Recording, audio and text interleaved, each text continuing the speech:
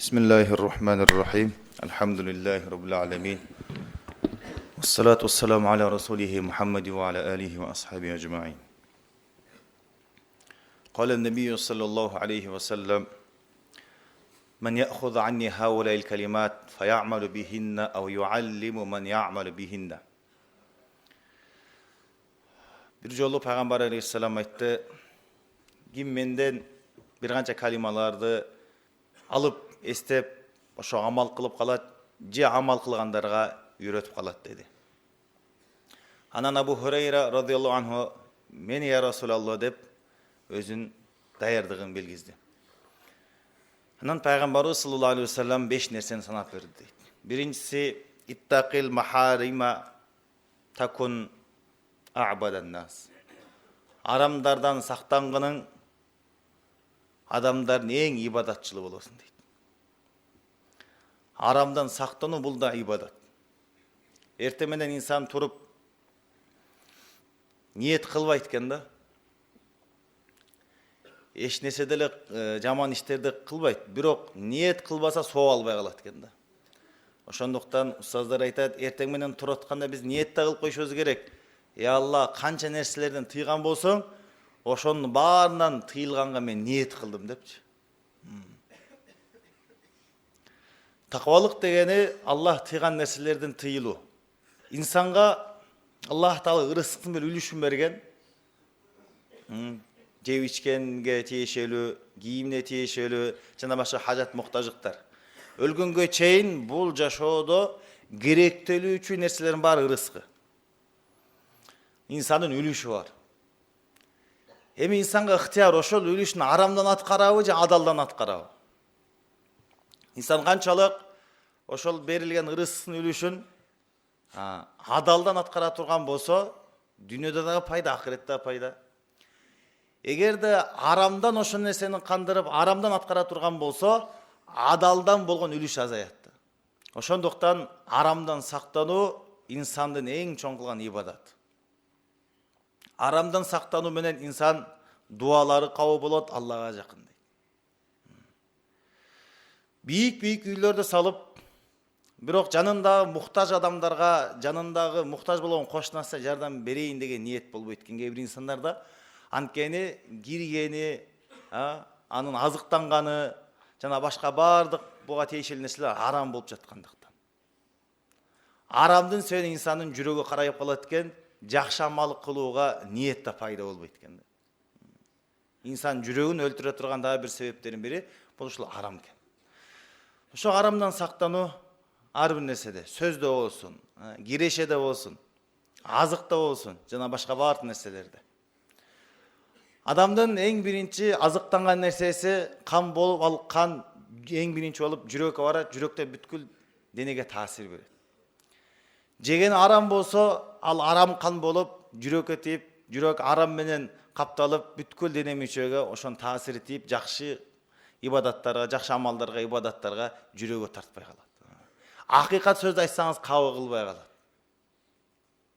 Жүрөктүн катып калганына себеп, жүрөктүн карайышына себеп мына арам нерсе болуп жатат. Ошого Пайгамбар алейхиссалам насаатын айтып атат, арамдан сактангының адамдардын эң ибадат кылганы сен болуп саналасың. Экинчи нерсени санады, варду бима касамаллаху лака такун агнан нас. Allah сага бөлүштүрүп берген ырызкысына ыраазы болгонуң адамдардын эң бай болосуң дейт. Чыныгы байлык бул жүрөктөгү инсандын байлыгы экен. Жүрөктөгү канаатчылдык, шүгүрчүлүк, жүрөктө Алла берген нерсеге ыраазы болуу бул эң чоң байлык экен да. Эгер инсан канаат кылбай турган болсо, берген нерсеге шүгүр кылбай турган болсо, канча сырткы көрүнүштө байлык көп болсо дагы кедей болсо ала берет экен да. Дагы эле жетпейт. Үйүндө кийимдер толтура, азык түлүктөрү өтө көп, унаалары көп, бирок дагы эле жетпейт. Себеби биздин ичибиздеги напси бул эч качан тойбойт экен да. Эч качан тойбойт экен. Бир гана тоет, бейишке барганда тоет экен да. Анткени бейишке кирип көрүп алган да напси. Аллах Таала адам баласына напси берди. Напсини кандыруу үчүн бул дүйнөнү эмес, бейишти берген дейт. Бул дүйнөнү жануарларга берген. Алардын напсын кандырыш үчүн. Ошон үчүн жануарлык эч кандай чек жок. Аллах Таала берген нерсеге разы болуу менен бизде жүрөгүбүз бай болот. Кыжылат болбойбуз. Келген нерсеге, кеткен нерсеге кыжылатчылык болбойт. Уламалардын бирөөсү ушундай дуа кылат экен. Акыретти, өлүмдү, бейишти сени унуттура турган байлыкка караганда сени эсете турган кедейлик, жакырлык, оору, кырсык бул жакшыраак дейт. Ошондуктан Алла берген нерсеге разы болуу. Аллах Таала дагы кайра көбөйтүп берет. Умар радиаллаху анху айтат: "Ал-хайр куллуха фир-ридо." Жакшылыктын баардык түрлөрү бул Аллах Таала бизге берген нерсеге разы болуу дейт. Хадисте келет, кайсы инсан Аллах Тааланын берген, ага берген аз ырыскысына разы болсо, Аллах субханаху ва таала ал пендесин аз кылган ибадатына разы болот дейт.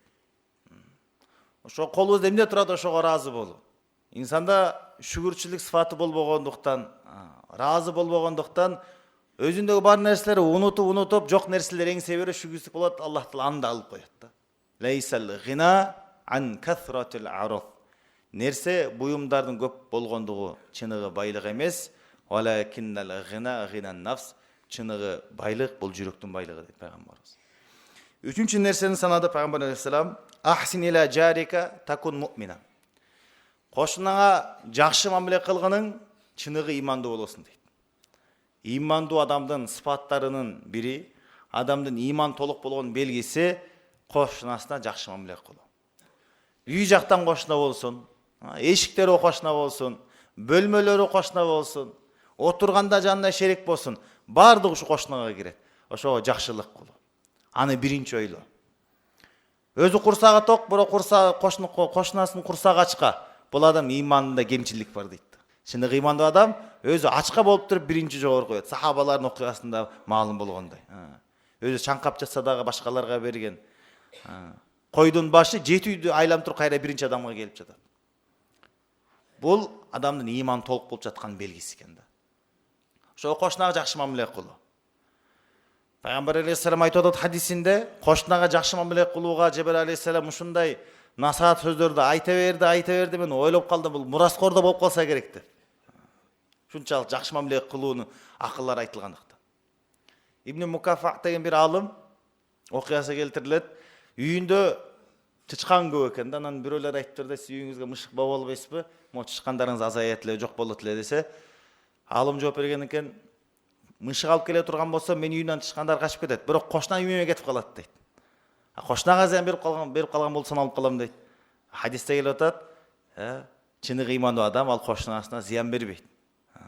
Чыныгы имандуу адам анын зыяндарынан кошунасы аман болгон деп, үйүмдө эле жүрө берсин дептир да. Төртүнчү нерсе, ахибба лин-нас ма тухиббу ли нафсик такун муслиман. Өзүңүзгө каалаган нерсени адамдарга да каалаңыз, чыныгы мусулман болосун дейт. Өзүңүз эмнени каалайсыз?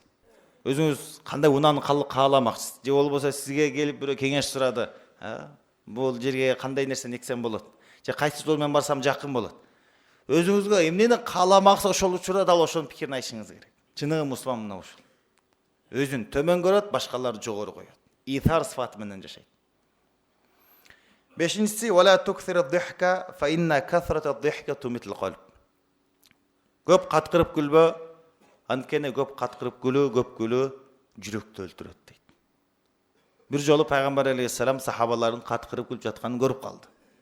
Ошондо айтты: "Лау та'ламуна ма a'lamu, la dhahiktum qalila wa la bakaytum kathira." Эгерде силер мен билгенди билгениңерде, анда аз күлүп көп ыйламаксыңар деди. Анан насааттарын айтканда сахабалар ушундай үнүн чыгарган абалда ушундай жүздөрүн жаап баштарын ийгешти дейт. Бул дүйнөдө эң көп күлгөндөр акыретте эң көп ыйлагандар болот экен. Бул дүйнөдө эң көп ыйлагандар акыретте эң көп күлгөндөр болот экен. Аллах Таалага эң жаккан күлкү бул бейиштегилердин күлкүсү экен да. Бейишке киргенде, Алла өзүнүн ыраазычылыгын бергенде, жыргап бейиштин рахаттарында бөлөнүп, каткырып күлүшөт. Аллага эң жаккан күлкү мына ошол күлкү. Аллахка эң жакпаган күлкү бул дүйнөдөгүлөрдүн күлкүсү экен. Артынан өлүм ээрчип жатат, артынан акырет турат, махшар майдан турат. Ошонун баарынын гафилетте болуп туруп, анан каткырып күлгөн бул Алла эң жакпаган күлкү экен. Аллага эң жаккан ый бул дүйнөдөгүлөрдүн ый экен да. Өзүнүн күнөөсү үчүн тобо кылып ыйлайт, үммөт үчүн ыйлайт, мусулман туугандары үчүн ыйлайт, үй бүлөсү үчүн ыйлайт, Алладан кечирим суйлап ыйлайт, Алладан жардам сурап ыйлайт. Бул дүйнөдөгүлөрдүн ыйы Аллага эң жаккан ый экен да. Ал эми Аллага эң жакпаган ый бул тозокулардын ый экен. Тозокто адам ыйлайт экен, ыйлагандыктан ый түгөнөп канчага баштайт экен, ушунчалык көп болгондуктан эгер кемелери жүргүзгөндө кемелер жүрүп кетмек дейт. Бирок эч кандай пайдасы болбойт экен, Алла эң жакпаган ый ошол экен. Адамдар жардам сурап ыйлап атат, Аллах таала айткан ооздорун жапка булар сүйлөтпөгүлө жоготкула нары дейт. Ошондуктан бардыгыбыз гаплетте калбай, Пайгамбар алейхиссаламдын хадистерине амал кылышыбыз керек. Пайгамбар алейхиссаламдын насааттары биздин дүйнө акыреттин бардык ийгиликтерибизди камтыган. Ошого иншалла ушул айтылган нерселерге хадистин башында айтылгандай амал кылып, жана башкалар дагы иншалла жеткирген Алла мүмкүнчүлүк берсин.